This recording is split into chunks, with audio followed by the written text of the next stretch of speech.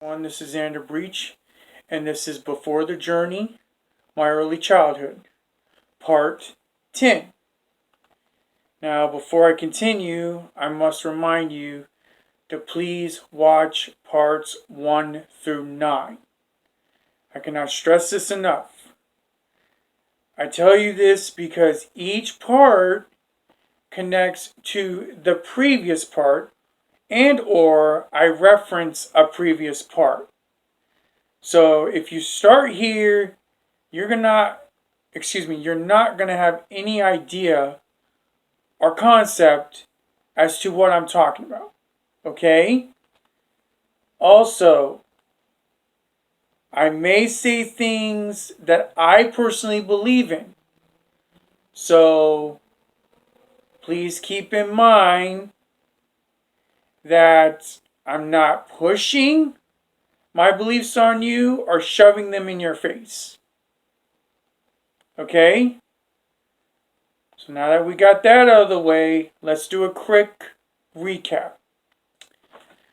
So, in part 9, I basically tell you how I got my first taste of revenge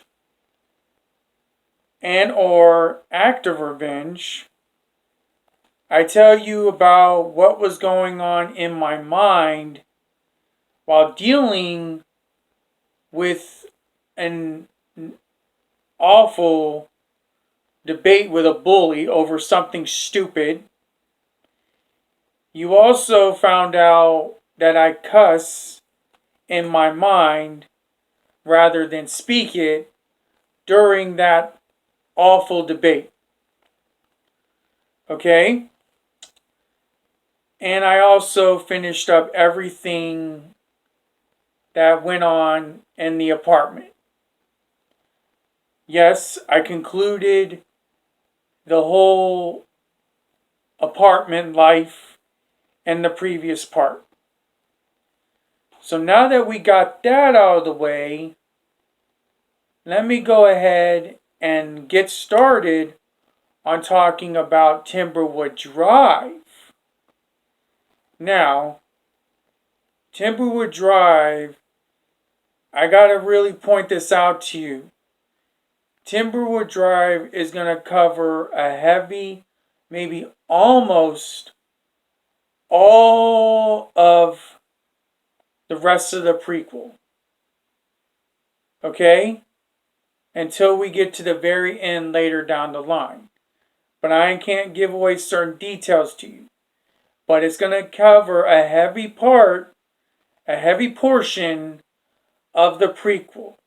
Because a lot went down in Timberwood. And you also got to keep in mind, I lived in Timberwood Drive from the age of 9 to 16.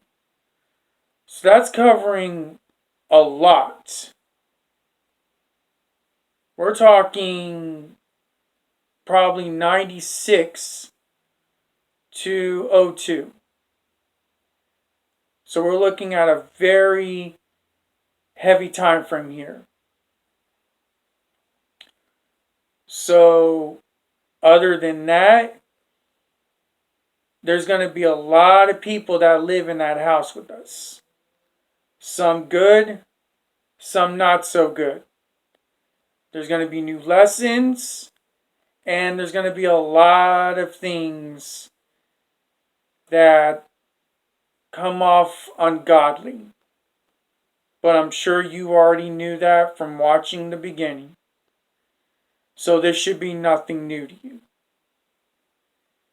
So now that we got that out of the way, and now that you got an idea of what to look forward to in the upcoming parts, let's get on to part 10. Okay. We are now moving into Timberwood Drive.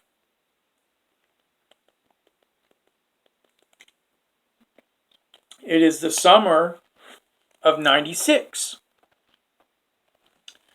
And we're moving in with my stepdad, my mom, my aunt, and my brother while I'm moving in. And of course, my stepdad's dog. The first day we move in, it was nighttime. And it was right after I finished the third grade. The school I went to in the third grade, I didn't have much to miss. And I'm sure most of the bullies I had in that school, I wasn't going to miss either, and I'm sure they weren't going to miss me. I was going to miss the friends I made. That's all I got to say on that, but I don't think I was going to miss that school that much. Yeah, I really don't. I really didn't think I was going to miss that school. I just hope that moving into Timberwood, we have finally found a place where we can actually grow up in. Been moving around a lot, so you can understand how I feel. And of course, with moving comes the fact I need to make new friends. And considering I've been moving a lot, making new friends won't be a big deal. So the night we first move in, this is what's going through my mind. What do I expect with living on Timberwood Drive? We move in, and that first night, I did something I shouldn't have done, but I was easily influenced. You see, some friends came over of my stepdad's. While my mom and my stepdad were busy doing something else, the kids, including myself and my brother, were inside doing something we shouldn't have been doing. We were throwing a football. The other kids was my stepdad's friend's son. Now, may I remind you, sons. May I remind you, these two sons and this friend would later come back into our lives for different reasons. And if I told you the story about them, you probably already know. But these three people would come back into our lives, but for a different reason. And it's going to be good in a way, but mostly not so good. So we'll get to that later. So we're all playing football. We throw it a little bit, and I throw the football in the wrong direction. So much so, it hits the window of the door that was once a garage. What it becomes, you'll find that out later too. When I discover that it hit something, we look into, all of us kids are scared and wondering, did anything break? We heard a noise. We look, and the window to that door has cracked. I'm like, oh boy. And I'm the one responsible, so you could see and know the look on my face from throwing the football. We were all having fun, and the next thing you know, I'm seeing a cracked window. So I'm looking at that and I'm thinking, my mother's going to kill me. She's going to kill me, and she's not going to want to let me hear the end of it. So we had no choice but to tell the adults the truth, which I was seriously gulping in my throat. in my mind, I'm thinking, oh shit, I'm busted for good. I was scared, I was out of control, and I was very fearful at this time. So, keep in mind, my head wasn't really in the right place right now. It's like in my mind, I'm thinking, I fucked up. Yes, I cussed in my mind. May have not thought it like that, but yes, I would sometimes curse in my mind. Because if I cursed out loud, I would have gotten slapped in the face for that. Or my brother or any other kid who knows children are supposed to keep their mouths clean would rat me out. So, next thing I know, my stepdad, my mom, and the other adults come back. My stepdad and my mother, let me correct myself there, saw the crack in the window. And they were not happy. So they're wondering what happened. But evidently we did tell them ahead of time. And when it was discovered that I was the one who did it, while my stepdad's friend got on to his sons for starting the football game, and me saying like, hey, I wasn't my idea, I still got in trouble for throwing the football around. My mother looked at me with a very look of disgust, and she's like, why the fuck would you be playing football in the house? I'm like, I'm sorry. I don't fucking care. You know better than that. Why are you playing football in the house? And I got scared. I hesitated. And I got in big trouble. She spanked me.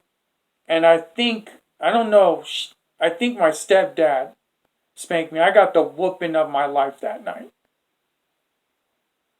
And my mom's like, sit over there now and don't you say another word. You hear me? I cried my eyes out. My mom got real harsh with me. So much so, she was in the wrong for yelling at me, not seeing like, hey, at least my son was telling the truth, and losing her cool and her patience. I sat right where she said to sit. I didn't move.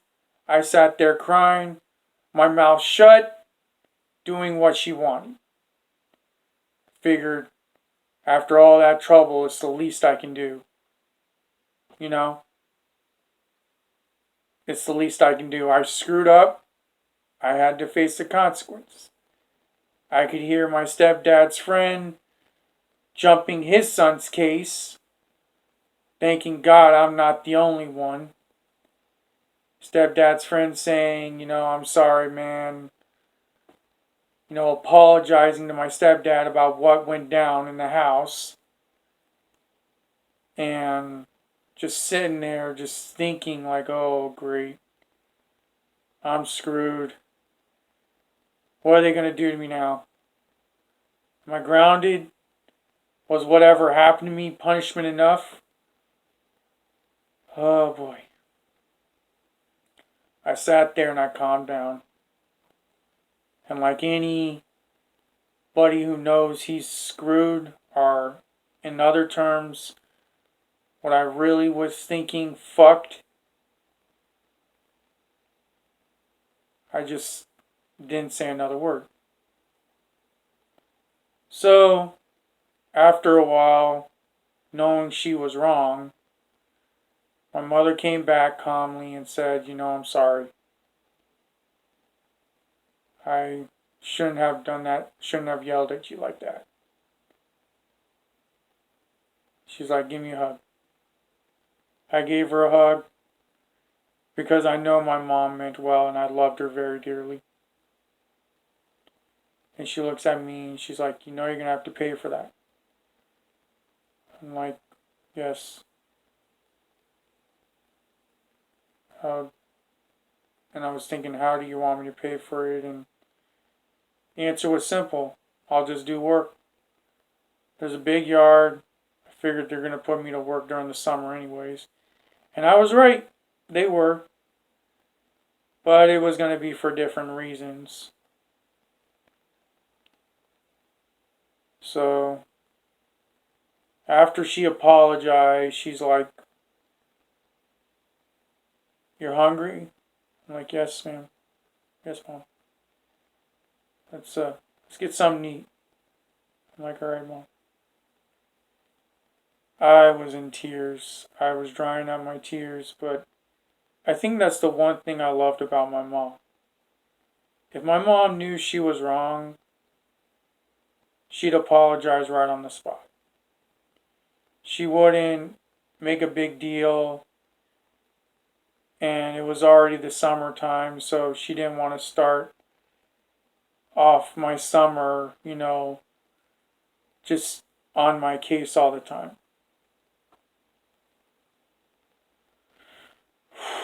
So I calmed down and eventually I got my head together. During the summer of '96, a lot went on. We had HBO, we had premium channels thanks to a cable box. My stepdad decided he was going to take an old boat and make something new out of it. So during the summer, while I'm playing outside or looking out the window, I see that man taking that boat and doing wonders with it. First, it starts as an old boat. So he's painting it up. Then he gets to doing the electrical. And I'm like thinking and looking like, wow. It took him 2 to 3 months to get that boat looking spiffy. Maybe not 2 to 3 months, maybe sooner. But by the time he got done, he went on his first fishing trip. He'd be gone for hours. My mom would watch us. And he'd come back later and the man was packed with fish. For years, or that year itself, I thought the man was making money off of fishing. I'd find later it wasn't that. It was something entirely different, and not something I want to share, but I'll tell you, he could have gotten in trouble for it. But because he was so good at what he did, he knew not to get in trouble for it. So during that summertime, it was really fun. We had lots of movies. And one of those movies that came out was The Cable Guy. You heard me right, as well as the original First Independence Day. And I remember going to see The Cable Guy. And by this time, after watching Batman Forever a couple times, I have realized I now am a fan of Jim Carrey. I've began to love Jim Carrey's work. I've also found myself talking to someone who liked the idea of seeing Batman Forever, or liked Batman Forever because of Jim Carrey. And it would be my realization later that I am now officially a fan of Jim Carrey. I was 9 going on 10, and by the time I found out that Cable Guy was coming out, you wouldn't believe where I was at. I was using the restroom. I hear a commercial playing saying Jim Carrey, Matthew Broderick, the Cable Guy. After using the restroom, I come out and I'm like, Jim Carrey's got a new movie coming out? And I hear either my mom looking at me, she's like, yeah. And right when it gets to the end of that TV spot, I see the Cable Guy. I'm like, I want to see that. Like, automatically my mind's like, I gotta see that. So the day came where I had the golden opportunity to see the Cable Guy. And with me seeing the Cable Guy, I remember during that time, it was either June of 96 or late May, probably June of 96. Of course, I'm spending the night at my cousin's house because him and his mom and my other cousin were living in an apartment still. So my cousin, who's like an aunt to me, his mother, decides, all right, I'm going to take you guys to the movies. Here's their plan. My cousin wants to pay to see the Cable Guy, but we're going to see Independence Day. I'm like, no, no, no, no, no, no. We're seeing the Cable Guy. Exactly what we paid for. So, when we get to the movie theater, he's paying for tickets to see the Cable Guy. And he wants to go straight to Independence Day. I'm like, no, you don't. Cable Guy, here we go. I literally screwed up his plans. And I basically told him straight up, we are going to see this movie. I'm not waiting to see it. And I'm thinking, fuck that. We are seeing this movie, whether you like it or not. So, with a little push, we're in that theater to see Cable Guy. I was not in the mood at that time to see Independence Day. There's a Jim Carrey movie. I want to see it, and I want to see it now. Plain and simple. So we went in that theater. We saw Cable Guy. He was mad that he did not get his way. I'm like, too bad, too sad, because I love you, Billy, but you knew I was going to want to see that. I told you I was going to want to see that. We're going to see it. So we saw it. I got what I wanted. And he told his mom. His mom got mad at me. And she's like, you know what?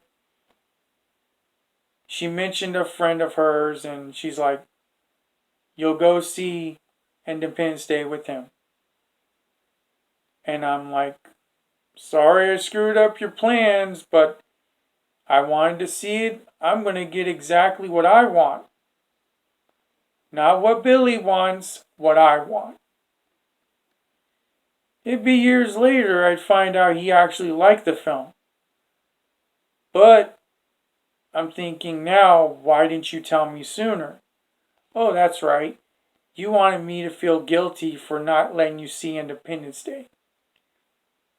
Well, mission accomplished. But I wasn't feeling that guilty anyways.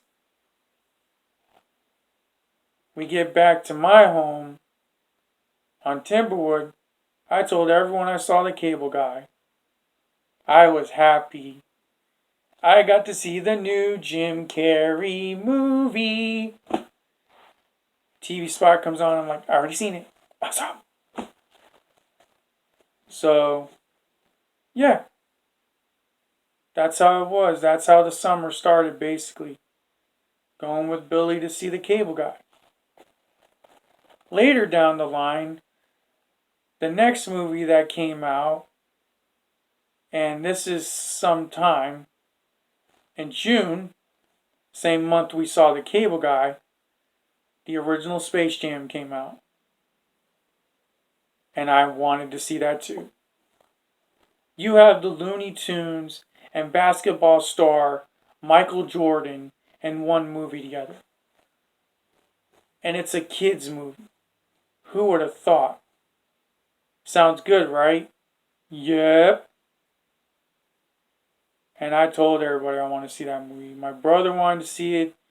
All of us kids wanted to see it. It was a good time to see it, especially during the summertime. And in '96, I gotta tell you, even before seeing the original Space Jam, my cousin and I were fortunate enough to see the original Bad Boys movie on HBO. Yeah, we saw that movie. It was on HBO. And surprisingly, our parents didn't care. So I was 9 going on 10 watching something I shouldn't have been watching. Keyword, an R-rated movie. But with me watching my language and knowing better, I guess my mom's like, it's just violence and language. It's nothing big. After all, it's not like being off on Wheeling Drive where I mention the word bastard all the time. And she's like, that's a bad word. Yeah, I didn't mention that on parts 5 and 6. I used to mention that a lot. The word bastard for a certain time frame. And then, my mom pointed out it's a bad word, but I got into the habit and I got out of it. So, with that said, very good movie. And it was one of Will Smith's first into the movie industry. So, with that said, and I think, we saw Bad Boys 1 during that time, yeah. So, after seeing Bad Boys, the original movie, the first one, on HBO, I think that's when we went to go see the original Space Jam. And man, was I excited. The parents were talking. We were all going to see the new Space Jam movie, and I was stoked. This summer couldn't even be more fun. I mean, we were having a blast. So, the day came after watching way too many TV spots on Saturday mornings and really enjoying ourselves. We got into seeing the new Space Jam movie. And with that said, I was ready more than anything. Space Jam was going to be awesome. We get in that theater, all of us kids, and the movie starts. And you hear that song, I Believe I Can Fly, in the beginning of the movie. Before any of the beginning credits come on. And you see what's supposed to be Michael Jordan at a young age and someone playing his dad while he shoots hoops, or when he discovers his talent. And then he wants to do one last hoop before he goes inside with his dad, and then you hear that echo as he's dribbling the ball Then you see young Michael Jordan. Then you see older Michael Jordan. Then you see him jump. And then you see actual older Michael Jordan jump. And then as soon as he jumps up, you see older Michael Jordan do a slam dunk and bam! Dun dun dun dun dun dun! Goes right into the beginning credits. Michael Jordan. Dun dun dun dun dun dun. Bugs Bunny. Dun dun dun dun dun dun. Gets right into the song. And I believe it was Squad City DJs singing the theme to that movie. Space Jam. And just you see everything right before your eyes of the beginning credits. Who stars in it? Michael Jordan. His career from being a student in school, college student, to basketball player, all in the blink of an eye. And it's just amazing that you watch that and you think to yourself, this is awesome. The movie was amazing. The soundtrack's even more amazing. And watching it is just mesmerizing. How they mixed Looney Tunes with actual live action. Michael Jordan, of course, played himself. Bill Murray was in there, surprisingly. Then you had the guy from the first Jurassic Park. You know, the one who got aimed by those small raptors. He was in there. He was the assistant. And, of course, you have some of the other basketball players of the 90s in there. They make an appearance because the villains henchmen steal their talents, as I remember in the story, and become like big through magic. Here, excuse me, and basically go against the Looney Tunes. So that's when Michael Jordan has to get involved, as you know the story, and help the Looney Tunes. I can't go any further than this, but the movie is fantastic. And it's a great 90s flick for anybody who likes the original. And I'd highly recommend it. So after seeing Space Jam, there was a lot more going on. We come to find out during that summertime what Cartoon Network is. My mom has taken it upon herself that when we got cable, that she would introduce my brother, me, and my stepbrother, who came to visit us from time to time, and who was like a good friend to my brother and I, of what Cartoon Network is. And I remember Cartoon Network, don't get me wrong. You had all the classic cartoons. You had new cartoons. And when we discovered Cartoon Network, the three of us, it was like, alright, it's cartoons every day, all day. And we loved it. There was no other shows. It was cartoon movies, cartoons. It was like the channel for every kid. We still watched Nickelodeon, we still watched Disney, but that channel, we all agreed, would be on Cartoon Network. Cartoon Network in the 90s was awesome. You had the original Looney Tunes. You had Flintstones. You had the Jetsons. You had new shows like Dexter's Laboratory. You had the Powerpuff Girls. I could go on and on. You had SWAT Cats. You had Scooby-Doo. the original Scooby-Doo, I may mention. And it goes on and on and on.